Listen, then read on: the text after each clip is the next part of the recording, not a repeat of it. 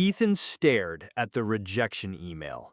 Thank you for your interest, but we've decided to move forward with other candidates. He didn't even bother reading the rest.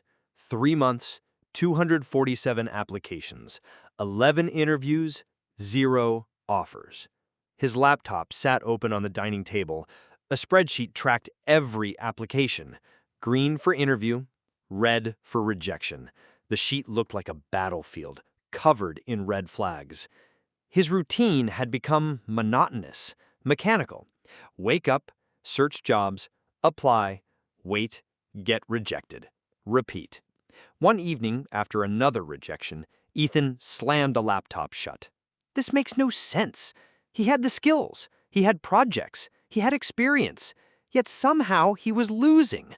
Not because he wasn't qualified, because he was competing against thousands of people doing exactly the same thing. For the first time, he stopped asking, "How do I apply better?" and started asking, "Why does this feel impossible?" That night, unable to sleep, Ethan opened a book on military history. A story caught his attention. It was about Hannibal Barca. The rain had fallen for 3 days without stopping. General Hannibal Barca stood inside a dim tent, studying a map by lantern light. Across the valley sat a Roman army twice the size of his own. Every road was blocked, every bridge was guarded. His officers argued around him. "We attack at dawn. We'll be slaughtered. Then we retreat. They'll catch us before sunset." The debate grew louder until Hannibal raised a hand. Silence. He pointed to a blue line on the map, the river. A captain frowned. "It's flooded. No army can cross it." "Exactly," Hannibal replied. That night, while the Romans watched the roads and bridges, Hannibal ordered hundreds of soldiers to gather reeds and empty skins from local villages. They spent hours tying them into crude, floating bundles. Near midnight, the army moved, not toward the bridge, into the river. The current was fierce. Men linked arms. Horses swam beside floating rafts carrying weapons and supplies. Several times, officers begged to turn back. Hannibal kept going. By dawn, his army emerged from the mist on the far bank. The Roman commander woke to frantic shouting. Enemy troops were behind him. Impossible! He rushed from his tent, expecting a small raiding force. Instead, he saw Hannibal's entire army forming battle lines where no army was supposed to exist. The Romans had spent all night guarding the obvious route. Hannibal had chosen the impossible one. Confused and unprepared, the Roman forces scrambled to reorganize. Before they could, Hannibal attacked and shattered their position.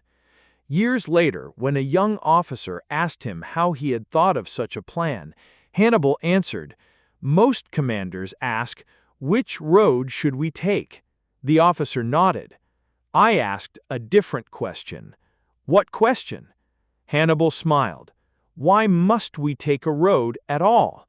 The young officer never forgot it. Because out-of-the-box thinking rarely begins with a clever answer. It begins with challenging an assumption everyone else accepts without question. A famous real-world example is the rise of Netflix. In the late 1990s and early 2000s, the dominant player was Blockbuster. Everyone assumed that if you wanted to win in movie rentals, you needed more physical stores, better store locations, more inventory on shelves. Blockbuster had thousands of stores. Netflix had almost none. Most competitors tried to build bigger rental chains and compete store for store. That's like attacking the enemy's strongest fortress. Netflix asked, why does movie rental require a store at all? Instead of building stores, they mailed DVDs directly to customers. Then they noticed another frustration: late fees. Blockbuster made huge profits from late fees. Netflix asked, why do late fees need to exist? They created a subscription model with no late fees. Years later, when internet speeds improved, Netflix asked yet another question. Why does movie rental require physical DVDs at all? That led to streaming. Blockbuster kept optimizing the existing battlefield, stores, inventory, and late fees. Netflix kept questioning the assumptions behind the battlefield itself. Eventually, Blockbuster collapsed while Netflix became one of the world's largest entertainment companies. That evening, Ethan opened a notebook. At the top, he wrote, "First principles," then underneath, "What am I assuming?" He began writing, "I need a job posting. I need to submit an application. I need HR to notice me, and I need an interview before anyone sees my skills." He stared at the page. For the first time, he realized something uncomfortable. None of those were facts. They were assumptions. He turned the page. What is actually true? After several minutes, he wrote, "Companies have problems. Companies hire people to solve problems, and companies need proof someone can solve those problems." He leaned back. Suddenly, the hiring process looked completely different. A resume wasn't the goal. An application wasn't the goal. The goal was proving value. Everything else was just one possible method. And maybe not the best one. The next morning, Ethan changed his strategy. Instead of applying to 50 companies, he chose 5. He spent an entire week studying them.